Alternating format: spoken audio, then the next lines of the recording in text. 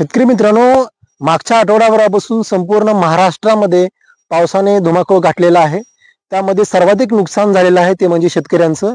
शेतकऱ्यांच्या सर्व पिकांचे नुकसान हे झालेले आहे. आता शासन पंचनामे सुरू केलेले आहेत.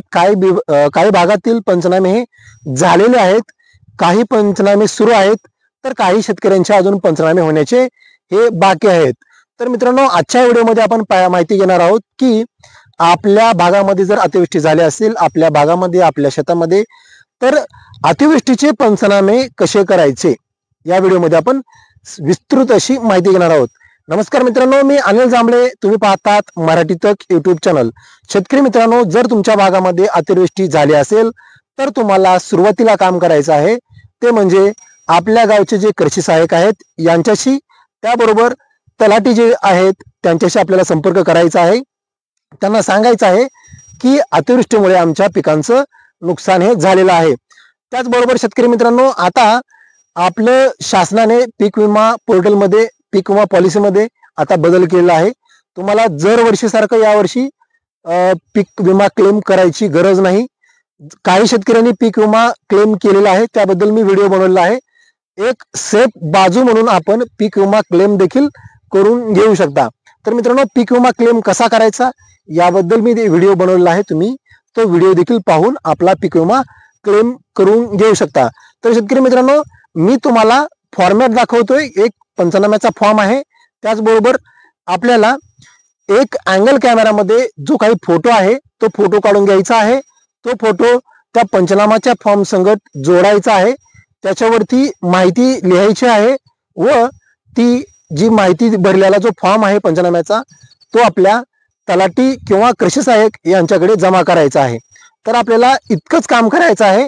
अँगल कॅमेरामध्ये जाऊन आपल्याला जे काही पिकांचं नुकसान झालेलं आहे तिथे उभा राहून आपल्याला फोटो काढायचा आहे. तिथे आपलं सर्वे क्रमांक, आपल्या शेतकऱ्याचं नाव टाकायचं आहे. तिथे डेट वगैरे ऑटोमॅटिक येईल. तुम्हाला काही डेमो पण मी व्हिडिओच्या एंडला दाखवणार आहे. तुम्हाला जर हा पंचनाम्याचा फॉर्म हवा असेल तर मला कमेंट करा, मी तुम्हाला त्याची PDF देखील पाठवणार आहे. तर मित्रांनो, तुम्हाला फोटो कसा काढायचा ते देखील मी दाखवणार आहे आणि पंचनामाचा फॉर्म देखील तुम्हाला दाखवणार आहे. तर आपल्याला फक्त एवढीच प्रोसेस करायची आहे. बाकी जे काम आहे ते शासन करणार आहे, चालू आहे. तर शेतकरी मित्रांनो, आपल्याला आपण पाहू शकता हा जो फोटो आहे तो अँगल कॅमेरामधून घेण्यात आलेला आहे. इथे तुम्हाला दिसणार आहे, इथं लॅटिट्यूड लॉंगिट्यूड येणार आहे. त्याच्याबरोबर आपलं जे नाव आहे ते इथे येणार आहे. टाइम, डेट, सर्व काही माहिती येणार आहे. इथं तुम्हाला सर्वे क्रमांक टाकून घ्यायचा आहे आणि अशा पद्धतीचा आपल्याला फोटो हा काढून घ्यायचा आहे. आणि हा जो फोटो आहे तो पंचनाम्याच्या फॉर्म सोबत जोडून तलाठी किंवा कृषी सहाय्यक यांच्याकडे जमा करायचा आहे. तुम्हाला पंचनामाचा फॉर्म देखील मी दाखवणार आहे, व्हिडिओ शेवटपर्यंत पहा. तर शेतकरी मित्रांनो, अशा पद्धतीचा पंचनाम्याचा फॉर्म आहे. आम्ही खालील सह्या करणारे पंचलोक, तुमच्या गावचं नाव लिहायचं आहे. आमचं हे जे आहे धाराशिव जिल्ह्यातील तालुका लोहारातील हे जे काही अतिवृष्टी पंचनाम्याचा फॉर्मचा फॉर्मेट आहे. तुमच्या इथे फॉर्म मध्ये थोडाफार बदल असू शकतो. हा जो फॉर्मेट आहे तो विचारून तुम्ही आपल्या तलाठी व कृषी सहाय्यक यांच्याशी संपर्क करून हा बरोबर आहे का चेक करा, त्याच्यानंतर हा फॉर्म भरून द्यायचा आहे. तर इथे पाहू शकता सर्व माहिती दिलेली आहे आणि इथे लिहिलेलं आहे की पंचनामे करताना जिओ टॅगिंग फोटो काढण्यात आले. तर आपला जो आपण मगाशी दाखवल्याप्रमाणे जो फोटो आहे तो फोटो आपल्याला ह्या फॉर्मची प्रिंट काढून भरून आपल्याला द्यायची आहे. इथे आपला दिनांक टाकायचा आहे, अनुक्रमांक टाकायचा आहे, शेतकरी खातेदाराचे जे नाव आहे ते टाकून घ्यायचं आहे.